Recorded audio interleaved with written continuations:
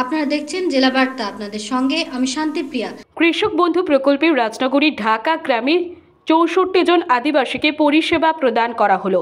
সমাজে আদিবাসীরা যাতে কোনো দিক থেকে পিছিয়ে না থাকে এবং তারা যেন সব ধরনের সরকারি সাহায্য পায় সেদিকে লক্ষ্য রেখে রাজ্যের মাননীয় মুখ্যমন্ত্রী মমতা বন্দ্যোপাধ্যায়ের উদ্যোগে বিভিন্ন স্থানে শিবির করে সাধারণ মানুষ সহ সংখ্যালঘু তপশিলি ও আদিবাসীদের পরিষেবা দানের ব্যবস্থা করা হয়েছে।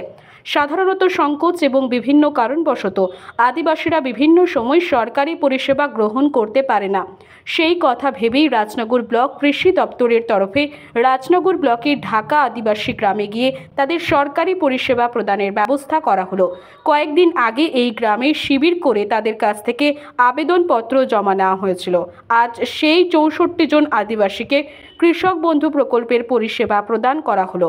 উপস্থিত এডিএম উন্নয়ন Biswajit Modak, deputy director of agriculture Shibnath Ghosh, রাজনগরের বিডিও শুভাশিস চক্রবর্তী, এডিএ অভিজিৎ মণ্ডল তাদের হাতে মুখ্যমন্ত্রীর শুভেচ্ছা বার্তা সহ পরিষেবা দানপত্র তুলে দেন। খান আরশাদ, রাজনগর।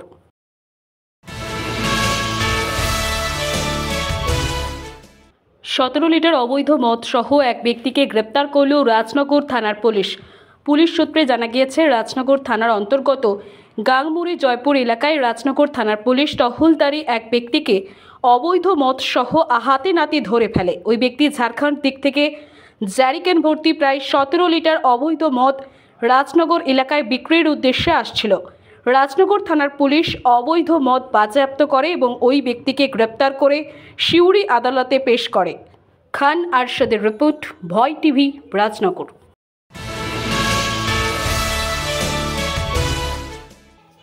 শ্বশুর বাড়িতে এসে স্ত্রীকে ছুরি দিয়ে কোপালো স্বামী। স্বামীর বিরুদ্ধে থানায় অভিযোগ করল স্ত্রী। গোপালনগর থানা এলাকার অম্বরপুরের বাসিন্দা গৌতম বিশ্বাসের সঙ্গে বিয়ে হয়েছিল বাগদা থানার কাশীপুর মধ্যপাড়ার বাসিন্দা পায়েল বিশ্বাসের।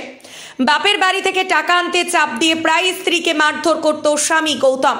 জ্বালাতন সহ্য করতে না পেরে 2 মাস আগে বাগদার কাশীপুর মধ্যপাড়াতে বাপের বাড়িতে চলে এসেছিল পায়েল। একাধিকবার বাড়িতে ফেরার জন্য ফোনে অনুরোধ জানিয়েছিল স্বামী, কিন্তু পায়েল স্বামীর বাড়িতে ফিরতে অস্বীকার করে।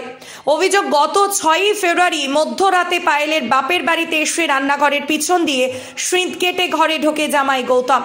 রাতে জল খেতে উঠে স্বামীকে দেখেই চমকে যায় পায়েল। ভয়ে ঠাকুমার দিকে সরতে গেলেই ছুরি নিয়ে পায়েলের উপরে চড়াও হয় স্বামী গৌতম। একাধিক কোপ চালাতে থাকে। পায়েল হাত দিয়ে ঠেকাতে গেলে তার হাতে পায়ে একাধিক জায়গায় কোপ লাগে। পায়েলের চিৎকার চেঁচামেচিতে উঠে পড়ে পরিবারের সদস্যরা। বুঝতে পেরে বাইক ফেলে চম্পট দেয় স্বামী গৌতম। গুরুতর আহত অবস্থায় পায়েলকে বাগদা গ্রামীণ হাসপাতালে ভর্তি করা হয়।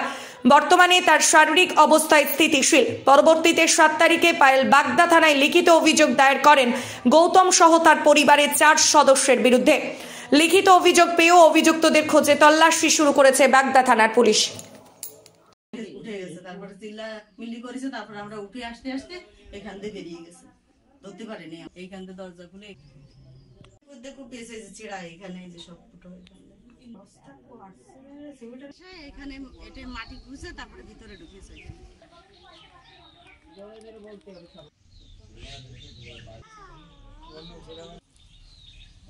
বছর আগে বিয়ে 8 বছর বিয়ে হয়েছে।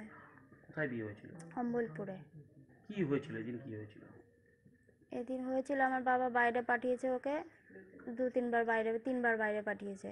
বাইরে পাঠানোর পর টাকা দিয়েছে, আগে বিয়ের সময় টাকা নিয়েছে। আর যেই টাকা ফুরিয়ে যায় আমাকে বলে যে টাকা নিয়ে আয়, আমি যদি না দিই তাহলে আমাকে মারধর করে। এই করে আবার বাইরে পাঠিয়েছে, ওখান থেকে চলে এসেছে না বলে।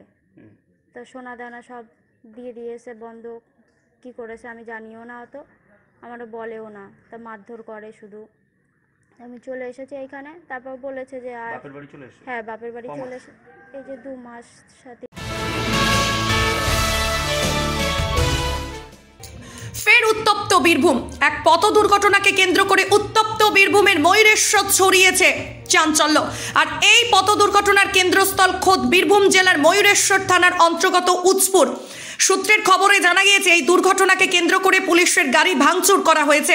স্থানীয় সূত্রে জানা গিয়েছে, গতকাল অর্থাৎ শনিবার রাত্রি 8:30 নাগাদ এই পথ দুর্ঘটনায় ঘটে বীরভূম জেলার উৎসপুরে। এই দুর্ঘটনার জেরে এক বাইক চালক ঘটনাস্থলেই মারা যান। ময়ূরেশ্বর থানার অন্তর্গত দাঁতপুরের বাড়ি সেই বাইক চালকের। আনুমানিক 22 থেকে 23 বছর যুবকের বয়স। এই বিষয়ে স্থানীয়রা দাবি জানিয়েছেন, এক ডাম্পারের সাথে ওই বাইক আরোহী ধাক্কা লেগে এই পথ দুর্ঘটনায় যুবকের মৃত্যু হয়েছে। তবে বীরভূমের এই পথ দুর্ঘটনার খবর কোনো নতুন ঘটনা নয়। আগে পরেও এ দৃষ্টান্ত দেখেছে মানুষ। সাধারণ মানুষের অবশ্যই আরও সচেতন হওয়া প্রয়োজন। প্রসঙ্গত উল্লেখ্য, মঙ্গলবার সকালে রানীগঞ্জ মোড় গ্রাম 14 নম্বর জাতীয় সড়কে বীরভূমের রামপুরহাটের মনসুবা মোড়ের কাছে ম্যাটাডোরের সঙ্গে মোটর চালিত ভ্যানের ধাক্কায় 4 মহিলার মৃত্যু হয়। আহত হন আরও 11 জন। পথ নিরাপত্তা সম্পর্কে সাধারণ মানুষকে সচেতন করার সত্ত্বেও পরপর দুর্ঘটনা নিয়ে চিন্তায় প্রশাসন। নিয়ে নিচ্ছে একটি ছোট্ট বিরতি। ফিরে আসছি বিরতির পর। সঙ্গে থাকুন ভয়ের সঙ্গে নির্ভয়ে। সিউড়িতে অত্যাধুনিক চিকিৎসা পরিষেবা নিয়ে এলো সৃজন পলিক্লিনিক। ওষুধের দোকান সহ অত্যাধুনিক মানের প্যাথোল্যাব, কম্পিউটার তথা অত্যাধুনিক মেশিনে রক্ত, মল, মূত্র ও থাইরয়েড পরীক্ষার সঙ্গে এখানে রয়েছে বিশিষ্ট চিকিৎসকদের বসার চেম্বার। রোগীদের স্বাচ্ছন্দ্যের কথা ভেবে সম্পূর্ণরূপে এসি নিয়ন্ত্রিত সৃজন পলিক্লিনিকে রয়েছে বসার সুবন্দোবস্ত, বিশুদ্ধ পানীয় জল ও টয়লেটের ব্যবস্থা। এখানে বসছেন সিউড়ি সদর হাসপাতালের বিশেষজ্ঞ চিকিৎসক সহ অন্যান্য শহর ও হাসপাতালের বিশিষ্ট চিকিৎসকরা। সৃজন পলিক্লিনিক ও প্যাথোল্যাব, সিউড়ি, বীরভূম। সিউড়ি সদর হাসপাতালের পাশে ফাঁড়ি ঘরের উল্টো দিকে। Mobile number 8373071019, 9474437713, 9434326822। ফিরে এলাম বিরতির পর। বীরভূমের যোগাযোগ ব্লকের অন্তর্গত বক্রেশ্বর স্বয়ংভরতা রুরাল স্কিল ডেভেলপমেন্ট ফাউন্ডেশনের উদ্যোগে আজ আয়োজন করা হয়েছিল আনন্দ মেলা নামী বর্ণাঢ্য মেলার। এবছর আনন্দ মেলা 2য় বর্ষে পদার্পণ করল। উল্লেখ্য যে বিগত 10 বছর ধরে তাঁতিপাড়া ও গোয়ালিয়ার গ্রাম পঞ্চায়েতে 15টি গ্রামে এই সংস্থা পিছিয়ে পড়া শিশুদের শিক্ষার উন্নতির সাথে কাজ করে আসছে।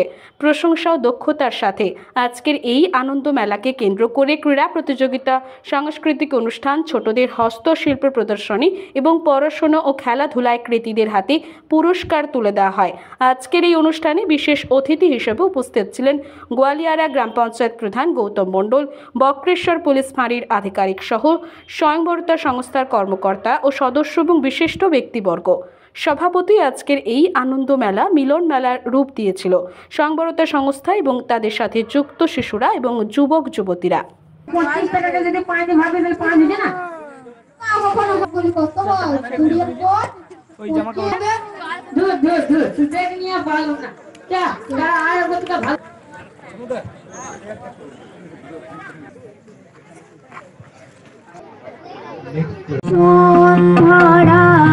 আহার মাঝে আছে দেশের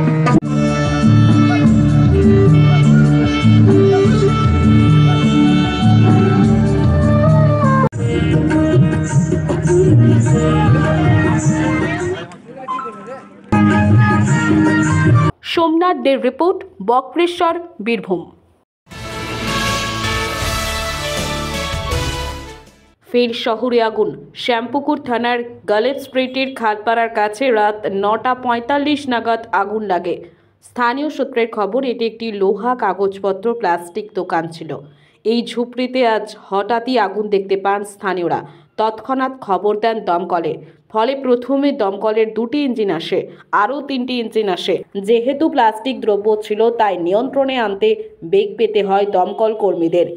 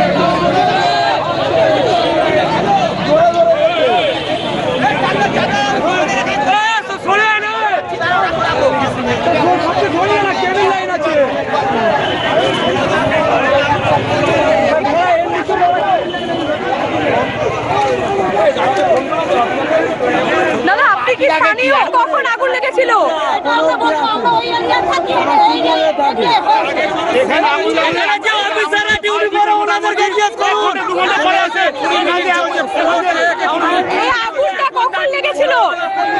আগুন প্রথম কখন লেগেছিল? কি করে আগুন লেগেছে তা এখনো পর্যন্ত জানা যায়নি। আজকে জেলা বার্তা এই পর্যন্তই। নমস্কার।